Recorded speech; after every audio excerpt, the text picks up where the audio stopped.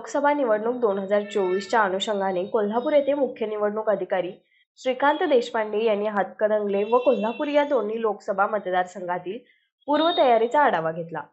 यावेळी त्यांनी मतदान टक्केवारीत वाढ होण्यासाठी काय काय नियोजन केले जात आहे याचा आढावा सर्व संबंधित सहाय्यक निवडणूक निर्णय अधिकारी व नोडल अधिकारी यांच्याकडून घेतला। त्यांनी मतदारांनी प्रत्यक्ष मतदान करण्यासाठी यावे यासाठी तरुण, वयोवृद्ध व दिव्यांग तसेच महिला मतदार यांच्यासाठी राबवण्यात येणाऱ्या सोयीसुविधा चांगल्या देण्याचे निर्देश दिले। जिल्ह्यातील सर्व मतदान केंद्रामध्ये दिव्यांगांसाठी रॅम्प, महिला पुरुष स्वच्छता सुविधा, लाईट, पाणी, निवारा, सावलीची व्यवस्था तसेच मॉडेल मतदान केंद्र याबाबत आवश्यक सूचना केल्या। लोकशाहीमध्ये मतदारांचा सहभाग महत्त्वाचा असल्याने निवडणूक आयोगाने सर्वसमावेशक निवडणूक प्रक्रियेवर भर दिला आहे।